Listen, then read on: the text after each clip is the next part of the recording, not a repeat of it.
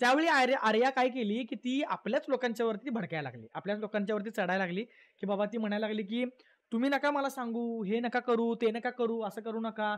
आणि ज्यावेळी तिला कळलं, की नाही बाबा समोरचे जरा जास्त मोठ्याने बोलले, तर मग ही म्हणते, "ठीक आहे, मी एक्सेप्ट करते. माझ्याकडून चूक झाली आणि माझ्या गर्वाचं घर खाली झालं." अरे कुठल्या वाक्यप्रचार, कुठल्या मंदी घालायलास तू? मधी-मधी आर्या. हां, रॅप करते त्याचा अर्थ असा नाही, की वाक्यप्रचार आणि म्हणी तू मधी-मधी घालायचं. तिला कोण म्हटलंच नाही, की तू गर्व केले किंवा काय. तू स्वतःच म्हणले गर्वाचं घर खाली. जेव्हा मग अंकिता समजावायला लागली आर्याला, की "भाई असं नको करू" किंवा एक मोठ्या बहिणीच्या नात्यानं तिला कावायला लागली, ओरडायला लागली, की "बाबा असं नको वागू. तू स्वतः म्हणते." आता स्वतः त्याच्यासंग जाऊन प्रेमाने बोलायला लागले. अशी-अशी करायला लागले केस, स्माईल करायला लागले. ऑब्व्हियसली आमच्या ग्रुपमध्ये जर असं व्हायलं तर आपण बोलणार ना आपल्या ग्रुपमधल्या लोकांना. मग जेव्हा ती बोलली, तेव्हा ही लगे अंगावर घेतली अंकिताला. अंकिताबरोबर लगेच ही भांडायला लागली, की "बाई नाही, तू जे बोलायलास ते चुकीचं आहे. तू जे बोलतेस ते चुकीचं आहे. त्यामुळे हे तू आम्हाला सांगू नकोस." हे कोण बोलायला लागली? ही आर्या बोलायला लागली. कुणाला? अंकिताला. मग अंकिता पण मग थोडी तापली ना, की बाबा ह्याला काय अर्थ आहे? की बाबा मी आपल्या ग्रुपमधल्या म्हणून समजावायला लागले, तर ही माझ्यावरच चढायला लागले.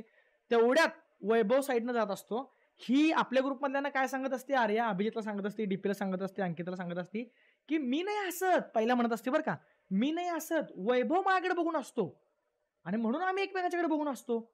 आणि योगायोगानं वैभव बरोबर मागून पास होत असतो. ही गावली बरोबर आर्या, कारण साइडनं जात असतो आपला वैभव. वैभवला लगे बोलवतात. आपली डीपी असेल, पॅडदादा असेल, अभिजित त्याला बोलवतात आणि त्याला क्लिअर विचारतात, की "तू त्याच्याकडे बघून का हसतो?" तर तो डायरेक्ट म्हणतो, "मी नाही हसत. पहिला ती हसती आणि समोरचा माणूस जर माझ्याकडे बघून हसतोय, तर मग ऑब्व्हियसली मी पण हसणार ना. ऑब्व्हियसली मी पण हसणार." आणि त्यामुळं असं नाहीये, की मी म्हणजे मी काही रॉंग करायला लागलोय किंवा माझी चुकी आहे. ती ती हसते म्हणून मी तिच्याकडे बघून हसतो. आणि हे बोलल्यानंतर ही तोंडावरच पडली आर्या. कारण तिला बोलायला काही शब्दच राहिला नाही. आर्या परत रडत असते अशी. अशी बसलेली असते. "Dude, I am going to home, I am going to home." असं काहीतरी इंग्लिशमध्ये बोलत असते, की तिला घरला जायचंय. असं सांगत असते ती. काय मला तिचं कळण झालंय. म्हणजे तुम्हाला पण असं व्हायलंय की नाही मला सांगा बरं काय, की दिवसेंदिवस त्या आर्याचा जरा कीव येईना? जरा असं, जरा असं तुम्हाला पण येईना कीव तिची राग येईना जरा? कारण मला यायला लागलाय तिचा राग. जरा. कारण काय वागायला लागलंय मला ते काय कळेना झालंय. रडत बसली. ती म्हणायला लागली, की अंकिता बाद आहे. अंकितानं हे काढायला नको पाहिजे होतं सगळ्यांसमोर.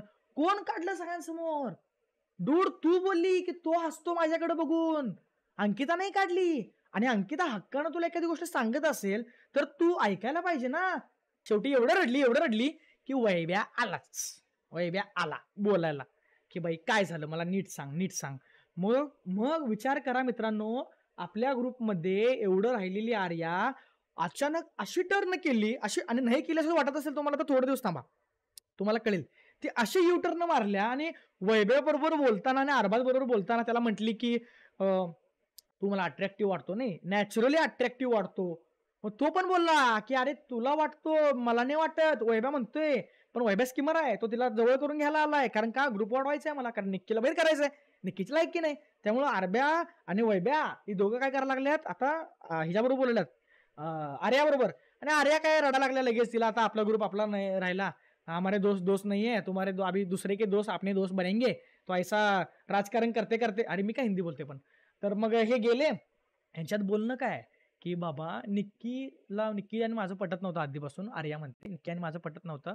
का झालं माहितीये काय तसं सातारी दणका भाऊ? बिकॉज ही तोंडावर पडली ना. कॅमेऱ्यासमोर, वैभ्यासमोर, तिच्या माच्चो मॅन वैभ्यासमोर तोंडावर पडली ना ती. मग ब्लेम कोणावर करायचं? कॅमेऱ्यासमोर असं रडायला नको का? "Dude, I am going to home dude." असं करायला नको का? म्हणताना मग ती अंकितावर ढकलली ना. आणि ह्यांच्यातलं बोलणं ऐक की पुढं. अरबाज, आर्या आणि वैभव ह्यांच्यात बोलणं काय, की बाबा सुरुवातीपासूनच तुम्ही माझ्या खूप चांगले मित्र आहात.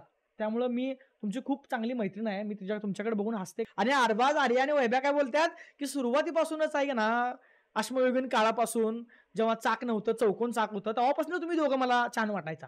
तुम्ही दोघं माझे चांगले मित्र होता. पण निक्की होती ना निक्की, त्या निक्कीचं आणि माझं पटत नव्हतं. आणि निक्कीचं आणि माझं पटत नव्हतं त्यामुळं मी स्टँड घेऊ शकत नव्हते म्हणून मी साईडला आले. बोलणं बघा आर्याचं. म्हणजे निक्की त्याच्यामध्ये वरचढ व्हायला म्हणताना तू तो ग्रुप सोडून या ग्रुपमध्ये आली. हे तू तोंडाने बोलायला लागली आर्या. मग जर तू तोंडाने बोलत असेल तर मग तू मूर्ख आहेस. एक नंबरची मूर्ख आहेस आर्या तू मग.